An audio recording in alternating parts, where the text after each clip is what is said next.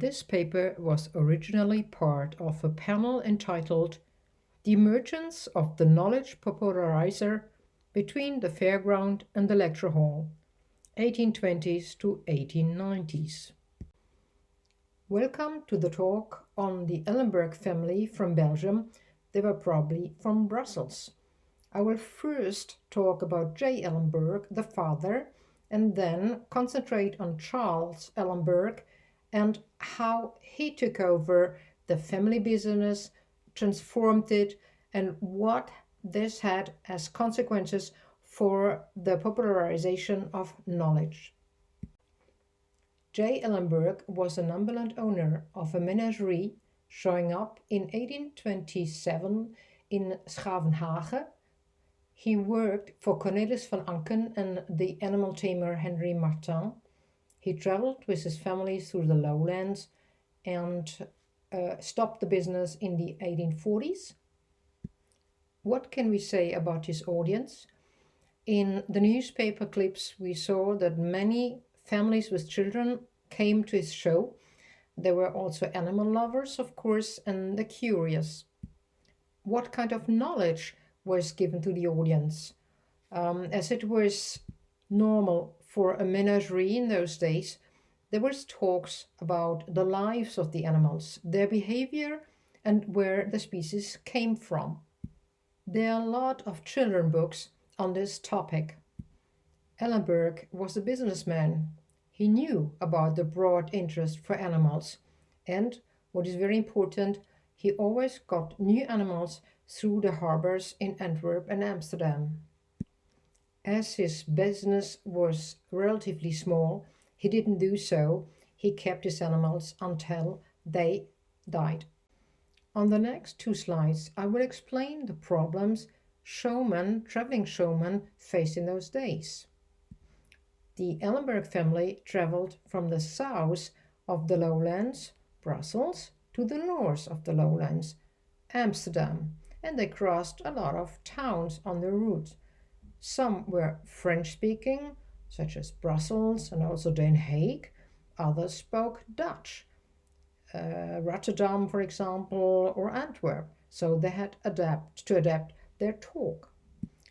They had to meet the needs of different religions. In the south, today Belgium, the people were Roman Catholics, while in the north they were Reformed Protestants and Calvinists. So they had various traditions of annual festivities. People living today in Europe don't need a passport thanks to the Schengen regulations. But in the 19th century, you needed a passport when you wanted to travel from one country to the other or from one region to the next. This was due to changing political situations and rulers. The Belgian territory, as we know it today, for example, changed 3 times. From 1795 to 1815, it was French under the order of Napoleon Bonaparte. In 1815 to 1830, Dutch under William I of Orange-Nassau. And after the Belgian Revolution in 1813, it became the Southern Netherlands under Leopold I of Saxon-Coburg-Gotha. As J. Ellemberg didn't change his program a lot. He had a crocodile from the river Nile in Egypt and 2 marmosets, for example, and he traveled sometimes together with the giant Peter van Gorp. He had to change every second week or maybe every month. He had to change towns. So he toured with his family and his animals and his curiosities. As traveling showman, he had a low social standard. His business was rather small and not comparable to the rich Van Anken family with his big menagerie, or the well-known lion tamer Martin, who even went to Paris. Traveling in those days meant a pedestrian could do about 40 kilometers per day, but when you traveled with your animals and your curiosities, you needed a luggage convoy that was horse-driven, so you could not do more than 25 to 32 kilometers per day. J. Ellemberg's business was seasonal, not annual. He traveled from spring to autumn when he was more wealthy and he could afford to warm his tent. He even showed his show in December and January. As he didn't vary very much his program, the offered knowledge on animals and curiosity stayed mainly the same. Thanks to databases such as Belgica Press or Delpher, we found clippings on where they went to, and it seems that he always visited the same places, such as Amsterdam, Den Haag, Rotterdam, Middelburg, Goes, Vlissingen, Den Bosch, Tilburg, Breda, Utrecht, and Antwerp and Brussels. So people not living in commercial centrums or small towns, they didn't get any knowledge from Ellemberg and his family. Ellemberg didn't have the choice, as the better routes for his convoy only went from one big city to the other. Only in the big cities he and his family could stay a month without traveling further, and he knew there would be enough audience to come and fill his tent. He needed to feed his family, and he knew about his economical risks. The climate, when you had rain, it was difficult to say his show, the competitors that were traveling the same routes, animals that could die, or family members that could get sick. What J. Ellenberg knew was children and their parents love animals, and people are curious to see and hear novelties. The big change in the Ellenberg's family business came in the 1830s, when in 1836 in Amsterdam the Optical Theater by the late theater designer François-Joseph Pfeiffer was sold. We don't know when the Ellenbergs acquired it. We only can see that J. Ellenberg has it in 1840. What does the acquisition of the Theater Optique or Schilder- en Werktuigkundig Schouwtoneel by the late P.J. Pfeiffer means for the Ellenberg family? They got a new media tool. They have now a mechanical theater and a magic lantern, which was sold together with the mechanical theater. So they left the life of traveling showman with a menagerie behind, and they modernized their business. No more talk of animal and their origins, but now they concentrate on national topics such as a cloister or a castle in the lowlands. With the help of light effects, they show artistic visions of natural phenomena like the rising sun in a forest. They show impressions of foreign countries such as the Rhine in Germany. One of their favorite topics were catastrophes, in this case a historical one, the famous shipwreck of the Medusa, which took place in 1816. Now we come to the next change in the Ellenbergs' family business. Charles takes over. He knows the business by heart because he traveled with his family. But as the younger generation, he sees the need for a change, so he renews the repertoire by painting some decorations for the Optical Theater. But when it comes to the topics, it's mainly the same. He still loves catastrophes. The era of Charles Ellenberg starts probably in September 1840. How does he change the family business? First of all, he travels to foreign countries, which means Germany, Switzerland, and later Italy.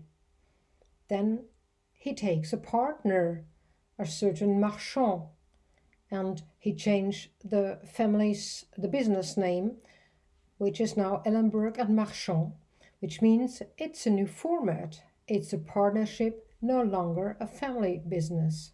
And he insists that it's no longer Pfeiffer's Theater Optique, as J. Ellenberg insisted on, but it's the Royal Dutch Theater or Théâtre d'Automates et d'Android, and that he gives presentations about art and nature. Marchand and Ellemberg must have added automats and androids which are human automats. He also advertises, as his father did, in local newspapers, but, and this is a very important switch to a more modernized communication, he prints booklets, first in German and then in Italy, and that is what you see here. It's the Teatro Meccanico dei Paesi Bassi. In 1835, the first train tracks were built. So when Marchand and Ellemberg started to travel through Germany, for example, to Magdeburg, Berlin, Dresden, Cologne, Munich, and later to Switzerland, they could use the train, which his father could not. He was still traveling with convoys based on horses and with ships. Later, when Ellemberg traveled alone through northern Italy, this Ferrovie Italiane was very helpful for him. Ellemberg and Marchand could therefore widely spread their knowledge. Which kind of knowledge did they disseminate? It was still a mixture of knowledge and entertainment. They had local views like Aschaffenburg am Main, or they explained the universe of the stars. The entertainment was sometimes based on light effects, or, as you can see here, on Farbenspiele, which means the chromatrope. In this advertisement, published in the Münchner Tageblatt in August 1851, he addresses teachers and other instructors. Now I come to my conclusion. Knowledge dissemination with J. Ellemberg is based on information on wild animals and foreign countries. He uses live shows and the painted decoration of the Optical Theater, as well as his magic lantern. When it comes to Ellemberg and Marchand, there are the younger generation and they use more modern tools. They change the marketing strategy in printing booklets. They change daily the program, which J. Ellemberg did not. They are not on fairgrounds, but they are, while they're fairgrounds or trade fairs, they're in town on a special place. They change the use of tools.